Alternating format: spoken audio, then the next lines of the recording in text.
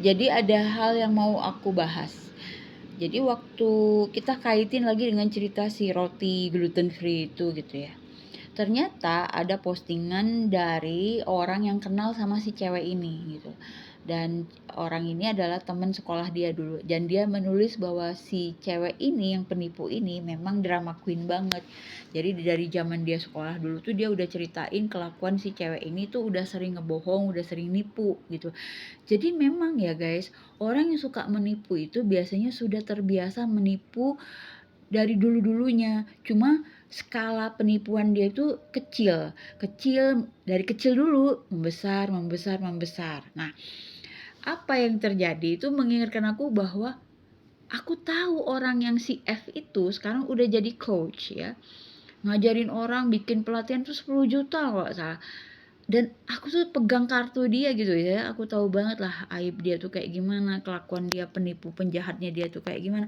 Kan sama ya kayak temen si penipu yang roti ini, kan dia punya teman yang tahu masa lalunya si cewek ini kayak gimana. Nah, aku adalah orang itu gitu, aku adalah orang itu ya guys. Dan ini benar-benar berbahaya banget kalau sampai dia tuh istilahnya tuh nipu lagi gitu. Dan aku yakin dia pasti akan nipu lagi guys. Cuman nipunya tuh dengan cara cara halus lah, bikin pelatihan 10 juta gitu, padahal nggak ada hasilnya pelatihan dia itu gitu loh. Ya aku nggak akan sebut nama ya, tapi biarinlah kalian cari sendiri, kan netizen itu pada pinter-pinter ya kan. Aku nggak mau nyebutin nama, cuman kalian bayangin aja, aku sebagai orang yang tahu banget belang orang itu, yang dia korupsi berapa banyak gitu ya.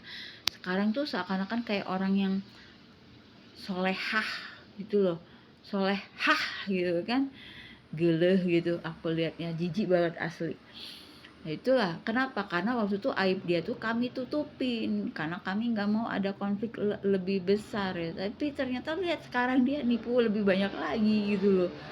Nah itu jadi bibit-bibit orang menipu itu biasanya dari dia kecil, dia mulai bohong sama orang tuanya, didiemin, diampunin gitu kan.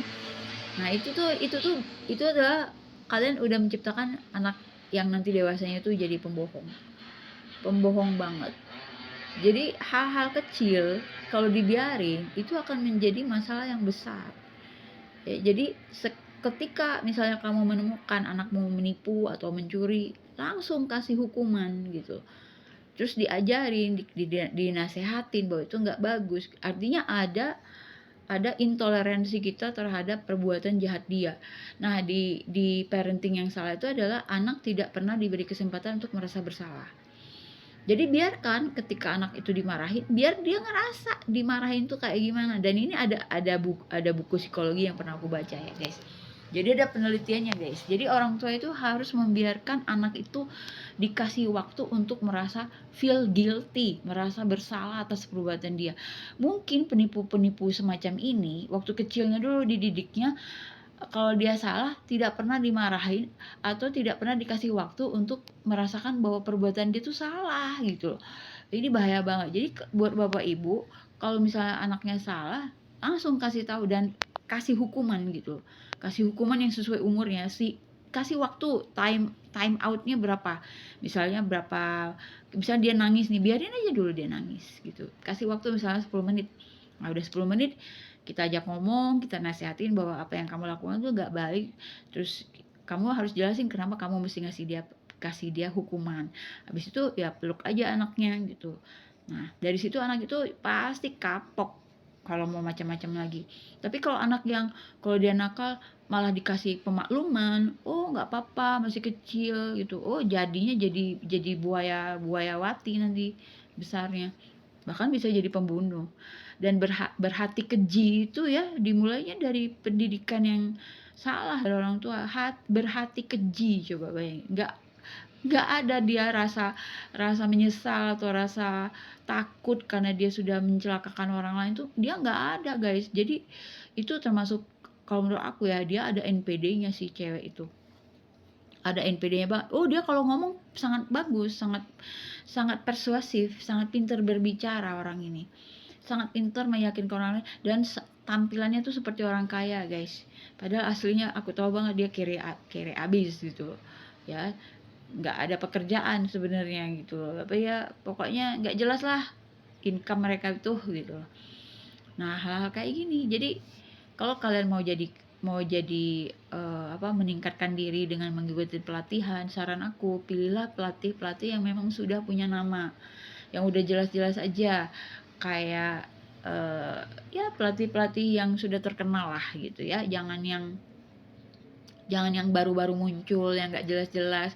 Coba kalian selidiki, bener-bener kalian selidiki siapa dia gitu kan. Nah, seperti itulah. Kalau aku sih sebenarnya cuma kasihan kalau ada korban lagi aja gitu. Dan ini udah pasti ada korban ya guys.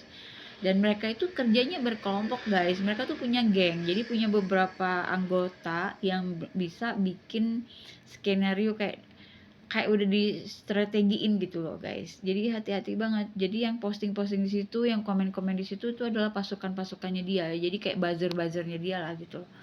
Ya, jadi hati-hati ya guys. Sekarang ini semua serba bisa, dengan medsos ini semua bisa dikelabui sama orang lain. Jadi bahaya banget.